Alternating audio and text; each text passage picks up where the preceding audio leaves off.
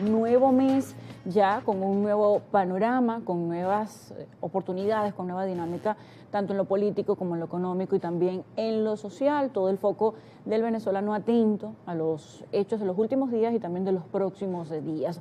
Enero fue un mes lleno de noticias, de decisiones, de reuniones, de importantes acuerdos dentro de la política venezolana, también con actores de la política extranjera, con incidencia en Venezuela y por supuesto en el destino de los venezolanos. A lo largo de estas últimas semanas se analizaron diferentes escenarios, desde lo político, desde lo económico, desde lo geopolítico, por supuesto, conociendo cuáles serían las posibles conclusiones o los posibles escenarios para los involucrados, pero dentro de todos estos análisis, nuestros invitados, por supuesto, han puesto al venezolano en el centro, como la parte primordial de todo lo que pudiera ocurrir en estas diferentes situaciones, con estos diferentes escenarios, para conocer precisamente qué pudiera ser del destino en diferentes escenarios del venezolano en los próximos días. Está con nosotros a esta hora Pablo Andrés Quintero, es politólogo, consultor político y asesor comunicacional. Bienvenido a Primera Página. Gracias, Luciano. Sí.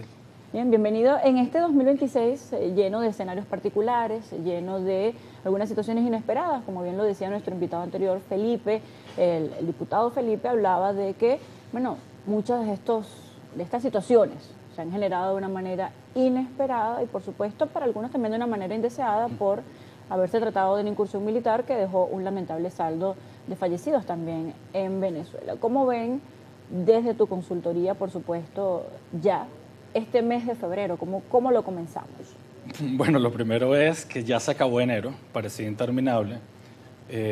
Un mes muy extraño para el venezolano porque desde el año pasado se pensaba que el status quo, las cosas se iban a mantener.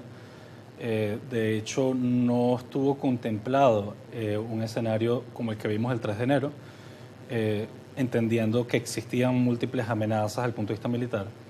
Pero más allá de eso, Luciana, aquí lo importante es el ciudadano.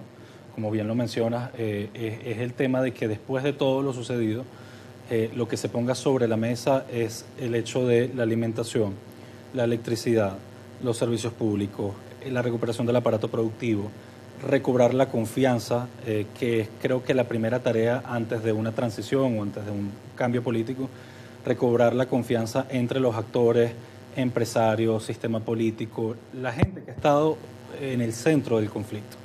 Gente que el día de hoy padece situaciones como lo que te menciono, lo que es el agua, lo que es la electricidad en el interior del país, pero que también está cansada de las élites políticas en conflicto.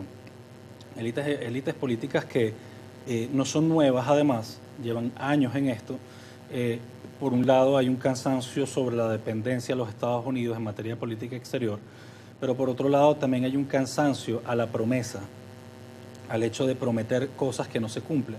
Entonces yo creo que el reto de la política en este momento es poner sobre la mesa la gente, poner sobre la mesa el diálogo, la negociación, la reparación, un diálogo con reparación, un diálogo con reconocimiento y propósito de enmienda, un diálogo con la capacidad de escuchar al otro sin insultar, un diálogo con la capacidad de entender que Venezuela es de todos. Podrá sonar cliché, pero al final esto es un país que va a avanzar con chavismo y opositores.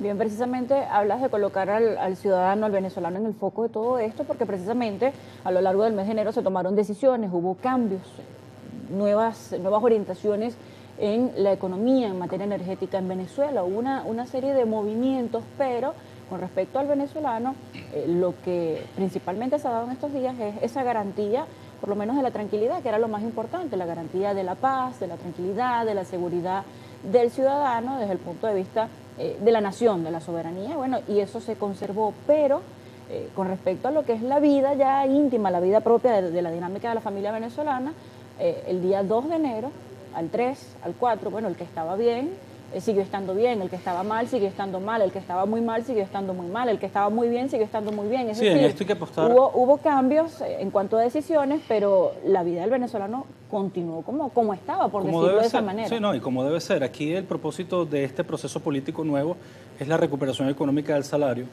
es que este movimiento geopolítico entre Estados Unidos y Venezuela le sirva a la gente para poder invertir, para poder recuperar la economía, para poder entender que el venezolano tiene que estar en el centro, que el salario es lo más importante, que la alianza público-privada es lo que le va a permitir al Estado poder producir más bienestar, mayor calidad de vida. Eso es parte de las expectativas que tiene la gente, pero además es una demanda desde el punto de vista político desde hace muchísimo tiempo.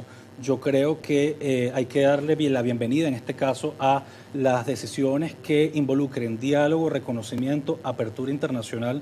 Ayer vimos la llegada de la embajadora de los Estados Unidos, Laura Dogu, a Venezuela. Esto es algo que hay que celebrarle y le damos la bienvenida a Venezuela, por supuesto, en aras de promover la participación política, el diálogo, el reconocimiento entre sectores del oficialismo y de la oposición. Pero también, insisto mucho en esto, sin confianza, sin instituciones, no va a ser posible más adelante un proceso de cambio. Los cambios a este punto no pueden ser estéticos.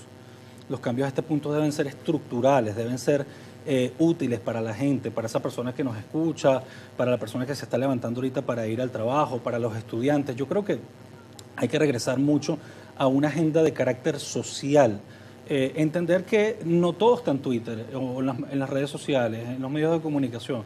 Lamentablemente eso se ha convertido en un caldo de conflicto donde operan muchas quejas de forma catártica, donde todo el mundo quiere tener la razón, pero la Venezuela es la que vemos en las calles, en el metro, en la camionetica, en una construcción, en las universidades. Yo creo que a partir de ahora tiene que venir un proceso de diálogo inclusivo con todos los sectores. Esa inclusión debe estar también atada sobre la lógica racional, más allá de la lógica del revanchismo, la revancha, el resentimiento. Yo creo que esas son cosas que hay que trabajar desde el punto de vista psicológico y personal, pero considero que es muy importante entender, Luciana, que para esa persona que nos está escuchando al día de hoy, no va a existir un cambio político si no se recupera el tejido social y la confianza entre todos los ciudadanos. Y cuando hablo de confianza, hablo de confianza empresarial, ciudadana y política. Bien, Pablo, debemos hacer una pausa. A la vuelta seguiremos en esta conversación.